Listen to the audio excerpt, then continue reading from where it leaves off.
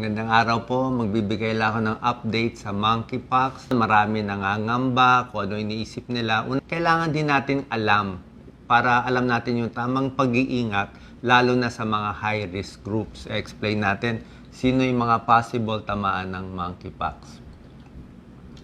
So, unang-una, ang monkeypox, hindi naman siya airborne. So, hindi ganun yung hawa niya. Ang hawa niya talaga close contact. So, kailangan close ka doon sa taong may monkeypox.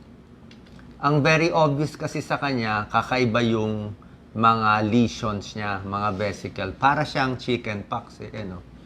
Kitang-kita po. Pwede sa kamay, pwede sa muka, pwede sa private part ng lalaki, pwede rin sa puwet. Yan, o. So, close contact, tapos, kailangan ma-inform din yung ibang may close contact doon sa pasyente. Ano ang mga sintomas? So, meron siyang sintomas ng viral infection. Fever, pareho sa iba, lagnat, muscle pain, alam niyo yan. Pero meron din siyang kakaibang sintomas. May namamaga yung mga kulani. Pwedeng kulani sa leeg, sa singit, yan, iba. Tapos, very obvious, itong mga lesions niya. Ito, sa katawan. Pwede sa kamay, pwede sa muka, tapos 30% meron sa private part, lalo na sa lalaki, meron din sa puwet, 30%. Tapos ang incubation period niya, 5 to 21 days. Ibig sabihin, pag nag-close contact ka doon sa isang taong may monkeypox, lalabas yung mga lagnat-lagnat mo at mga lesions in 5 to 21 days bago magmamanifest. Doon naman sa abroad, nakita nila, mas nakikita tong sakit sa men having sex with men. So, kung may partner na lalaki, yung isang lalaki, mas marami nakikita doon ang cases ng monkeypox. Pero, pwede rin siya kumalat sa iba. Kung may ibang partner, at meron din nakita na hawa yung mga bata. Let's say, yung kasama sa bahay, may monkeypox.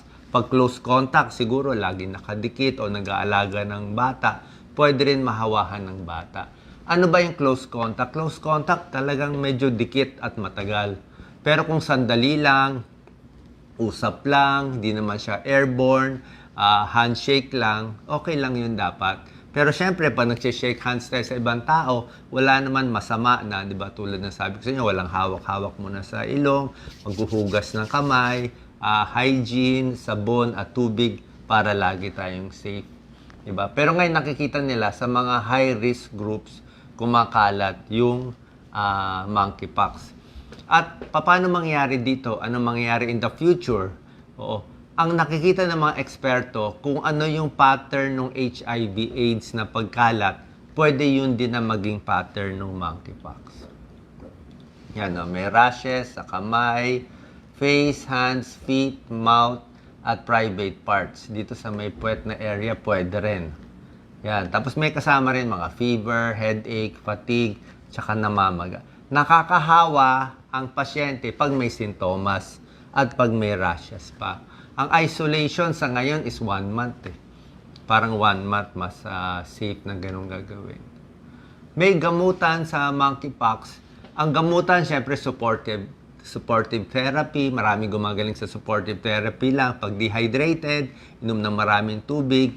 Pag yung mga lesions nagkaroon ng infeksyon, nagkaroon ng bacterial infection, nakamot, diba? Minsan masakit yun, o nagka-bacteria, nagka-nana, pwede bigyan ng antibiotics. Merong antiviral na gamot para sa monkeypox. I'm not sure kung meron na ngayon sa Pilipinas.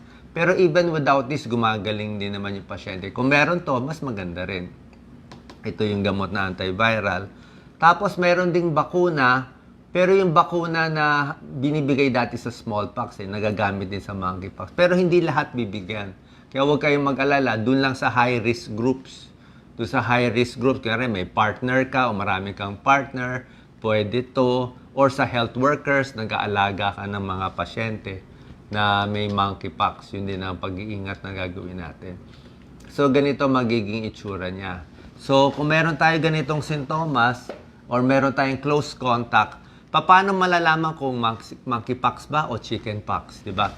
Kung wala ka namang contact sa ibang individual o do sa mga lugar na may monkeypox, baka chickenpox yun o baka ibang viral infection, pwede yun.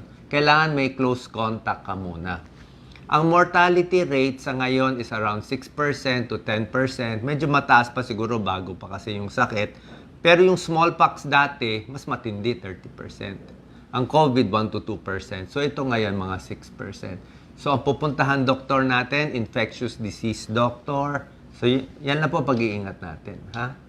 So ako, hindi naman tayo dapat mag-alala sa negosyo natin o sa sinasabing lockdown. Tuloy lang ang trabaho. Diba? Basta alamin lang natin maraming mga sakit na umiikot. Diba? Pero syempre, mas worried pa tayo sa mga sakit na mga delikado talaga. Yung mga heart attack, stroke, yan. Diyan talaga marami namamatay, diabetes. Pero ito, since bagong sakit, maganda alam na rin natin para pwede na mag-ingat, lalo na dito sa mga high-risk groups. Sana po nakatulong tong video para kumalma yung mga tao, para doon lang tayo sa tamang pag-iingat. Huwag din masyadong over, di ba? Kasi madidepress ka lang. Pag mayroong mga bagong sakit, di aralin. O, ito naman kasi, hindi naman siya airborne katulad nung isa. So, Okay? pag may skin lesion, sinong doktor po? Yes, infectious disease doctor, mas maganda. Tapos mayroong testing. Hopefully, mapalakas ng gobyerno yung testing for monkeypox, yung gamot for monkeypox. Pati rin yung mga gamot sa mga ibang sakit, yun naman talaga tinitingnan natin. Salamat po. God bless po.